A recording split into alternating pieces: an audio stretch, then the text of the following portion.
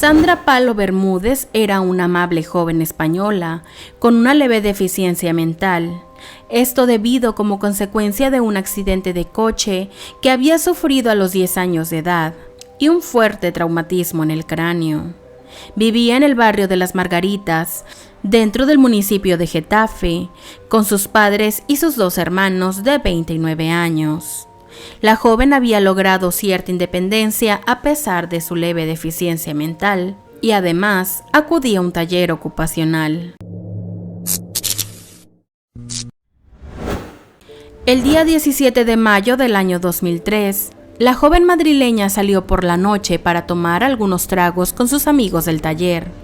Pero ese día Palo no quiso entretenerse hasta muy tarde, porque a la mañana siguiente tenía que asistir a la comunión de su hermano menor. Así que tras despedirse de su grupo, la joven escribió un mensaje para sus padres, informándoles que ya volvería a casa y que se encontraba en Plaza Elíptica para tomar el autobús. Mientras esperaba en la parada del autobús, acompañada de otro amigo, se paró enfrente de ellos un automóvil en cuyo interior se encontraban 4 malhechores habituales del barrio. Juan Ramón Manzano, de 16 años, alias el Ramoncín; Ramón Santiago Jiménez, de 16 años, alias Ramón; Rafael Fernández García, de 14 años, alias el Rafita; y Francisco Javier Astorga Luque, de 18 años de edad. Intimidándolos con una navaja, hicieron que ambos jóvenes subieran al coche. Al no tener éxito en robar al chico que acompañaba a Sandra, le hicieron bajar del vehículo en Getafe, pero impidiendo que la chica bajara con él. Tenían la intención de abusar de ella. El trayecto en coche terminó cuando llegaron a un descampado de la carretera de Toledo. Allí bajaron del vehículo y abusaron en varias ocasiones de Sandra. Según declararon posteriormente los acusados, ese tormento duró alrededor de 45 minutos. Cuando terminaron, ella trató de vestirse para poder huir de ahí, pero sus agresores tenían otra idea en mente. Todos ellos tenían antecedentes penales y eran muy conocidos por la policía local, por lo que decidieron que Sandra no podía salir con vida del lugar. Para ello, subieron de nuevo al coche en el cual llegaron, embistiendo con él a la joven contra un muro. Le pasaron con el coche por encima un total de 7 veces. No contentos con ello y para no dejar ninguna huella, se dirigieron los 4 a una gasolinera cercana. Allí compraron gasolina y volvieron al lugar donde se encontraba la joven herida. Cuando fue bañada con gasolina, Sandra seguía con vida. Luego los 4 prendieron fuego. Sandra perdió la vida a causa de las quemaduras. Posteriormente, los jóvenes abandonaron el lugar de los hechos, prendieron fuego al auto en el que iban y lo dejaron caer por un barranco. A la mañana siguiente, antes de las 8 de la mañana, un camionero que hacía su ruta por esa zona encontró el cuerpo de la joven sin vida. Mientras tanto, la familia de Palo había acudido a la primera comunión del hermano menor de Sandra. Al volver del banquete mientras se cambiaban de ropa, una llamada de la policía les cambió la vida. Los padres acudieron a la comisaría, donde les preguntaron qué esperaban para denunciar la desaparición de su hija Sandra, ya que la noche anterior no había vuelto a casa. Les enseñaron sus tacones y ya no necesitaron decir nada más. Debido a que Rafael, de 14 años, no podía dejar de alardear de los hechos ante cualquier persona que pudiera escucharlo, la policía no tardó en identificar a los 4 agresores, debido a las múltiples llamadas que recibieron de varias partes. El día 12 de junio fue detenido el primer implicado, el Ramoncín, de 16 años de edad, tras robar un jaguar e intentar atropellar a un peatón en el puente de Vallecas.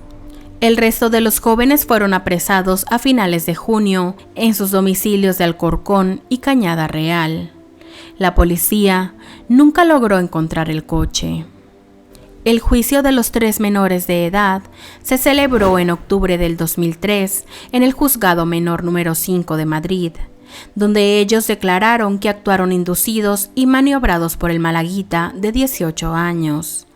A pesar de su corta edad, cada uno de ellos tenía un largo historial, y terminar con la vida de Sandra debería haber sido suficiente para sacarlos de las calles para siempre. Sin embargo, en España un menor de entre 14 y 17 años solo puede ser condenado a un máximo de 10 años en un centro de menores. Así, Manzano y Jiménez, de 16 años, fueron condenados a 8 años, y Fernández, de 14 años, solo a 4 años de reclusión. En febrero del año 2005 se llevó a cabo el juicio de Astorga, alias el Malaguita, donde el fiscal afirmó ante el juez de la Audiencia Provincial de Madrid que la muerte de Palo fue agónica y feroz. La Audiencia Provincial de Madrid condenó a Francisco Javier Astorga Luque, el Malaguita de 18 años de edad, a 64 años de prisión por la privación no legal de la libertad, abuso y por terminar con la vida de Sandra Palo, de 22 años. Los padres de Sandra se convirtieron en impulsores de la reforma a la ley de menores. En el año 2008 solicitaron ante el Parlamento Europeo que los menores que hubieran cometido hechos muy graves pasaran a la cárcel al cumplir los 18 años, una cuestión que entonces fue admitida a trámite, una medida que sin embargo ya estaba contemplada en el artículo 14.2 de la ley española, aunque la última palabra la tiene un juez. Uno de los puntos más polémicos de la ley de menores es que el historial de estos 3 jóvenes se borró al cumplir 18 años. La familia Palo Bermúdez ha ido viendo cómo los agresores de su hija han ido saliendo a las calles a pesar de los informes de los psicólogos que advierten que no están reinsertados a la sociedad. Primero fue liberado el Rafita en 2007, el Ramón en 2011 y en 2012 el Ramoncín. El Rafita acumula más de una docena de antecedentes desde que terminó su libertad vigilada. Él solo pasó 4 años en un centro de menores. Ha vivido en Alcorcón, La Cañada Real y en Palomeras, donde fue detenido la última vez. El Ramón salió de la cárcel de Estremera en junio del 2011 y ahora vive en Carabanchel. Ya acumula 12 antecedentes desde que salió de prisión, en apenas año y medio. El Ramoncín, por su parte, salió de la cárcel de Navalcarnero el 20 de mayo del 2012 y vive entre Vallecas y La Cañada Real. Su salida de prisión fue muy polémica porque instituciones penitenciarias permitieron la entrada de un furgón en el recinto para evitar que los policías captaran su salida. Solo uno de los 4 implicados en el caso de Sandra Palo continúa en prisión. El resto de ellos sigue disfrutando su vida en libertad y continúan delinquiendo.